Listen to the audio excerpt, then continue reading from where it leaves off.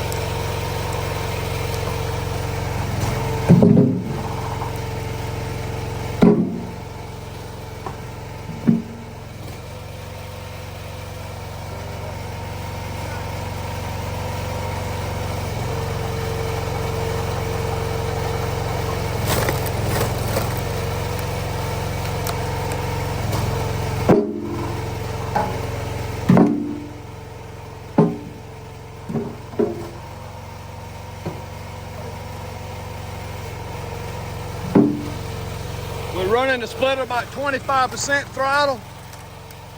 And what we're gonna do is we're gonna put it in the bucket. And then I'm gonna take it down there and dump it in the bunker. The grass is pretty wet, pretty high. And the fire ants this time of the year is in the grass, and I don't want to get tore up by fire ants. So that's what we're gonna do today.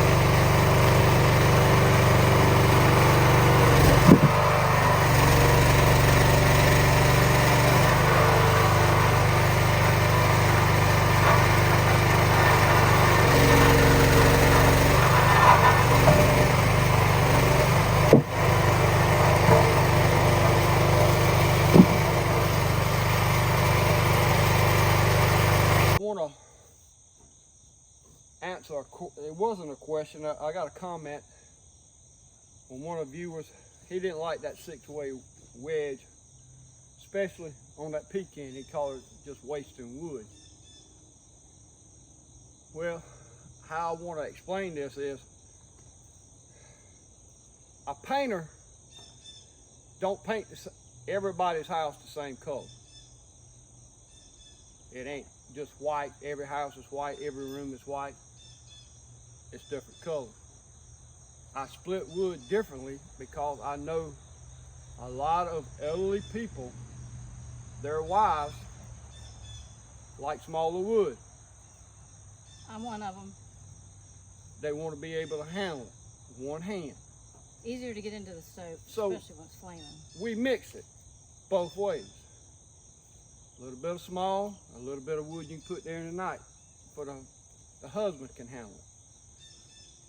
Because the worst thing you can ever do, especially learning from my wife, is she picks up a big piece of wood and she tries to get down and put it in a fireplace or a buck stove and she's straining her back.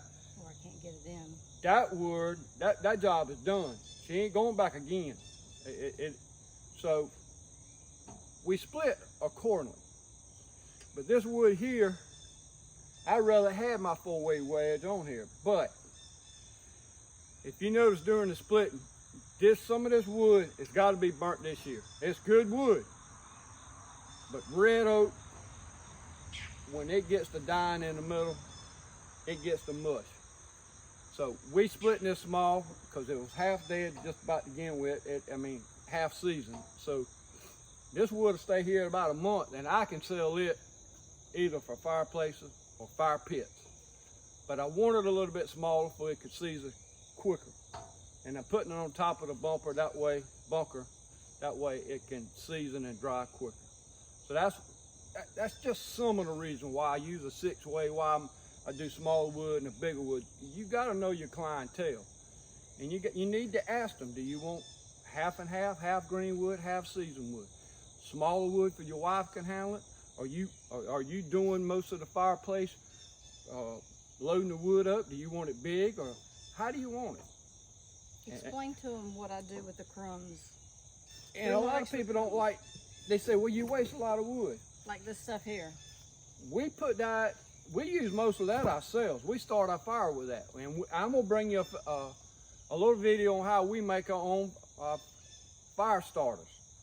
And we put a little bit of fire starter in there along with these dry twigs. Most times she stores them over here underneath my hay trailer, and they dry. In cat litter buckets. And we can sell them to the customer. I mean, that's just added value, because a lot of them just don't want a big face cord of big wood, and they don't have no way to start it. So I throw in some crumbs and smaller pieces and barks. It helps them. They appreciate it. Tell you how much they do appreciate it. When we do deliver it and we're done emptying, they rake out our trailer because they want the crumbs and the bark or whatever falls off. That's just a helpful hint. You need to talk with your customers, because I mean, it ain't nothing to throw in a bucket of crumbs. You're gonna have them. A lot of videos, YouTube, I see they rake it up in a bucket and carry it in the woods, and I kind of cringe at it, but I'm thinking, man, my customers sure would love that, and they do, and they appreciate that. So that's why we do some of the things we do. We don't mind that question. Just we'll try to explain it as we go along. We new to this. We're right at 2,000 members, and we hope to grow a little bit more, and we appreciate the comments, and we'll try to answer any questions you have, if we can answer. So we go in this for this Saturday morning. It looks like it can rain any minute. I'm already soaking wet. It's cool, but it's humid. And Rosie got to come a little bit today. We got Rosie. She's laying down here in the crumbs. We've got a shirt on her, but we're gonna have to change that shirt when we get back. So she wanted me to tell you she appreciate all the prayers and concern and everybody asking about her. She has been a trooper, and we're glad to have her back down here in the wood yard, and she's glad to be out of the house. Yeah, she's doing great. The second day after the surgery, you would never know that she had surgery. We had to kind of contain her and keep her calm, but she was ready to go. And I don't know if I included, we had to go to the doctor's office yesterday. She had to look at her sutures, and checkup. And check up, just see if we want any fluid. And I put in a little bag, a little Debbie oatmeal cake to give to the doctor. And Rosie don't share oatmeal cakes. She don't share it with me. She tries to eat everything I got. So that was a good surprise to her. And a little joke, she told us we're gonna have to cut out them little Debbies a long time ago. And I said, Doc, that ain't gonna happen. So she got a kick out of it. I may include that little bit in the video. But we hope y'all having a great weekend. We're gonna get out of here before the rain hits us. Appreciate y'all tuning in and spending a little bit of your Saturday with us. Like and subscribe. Like and subscribe, please. Have a blessed weekend. Hit that thumbs up. Share it with your friends. We'll see you back soon here in the wood yard. We appreciate y'all, folks. This is Rec Outdoors.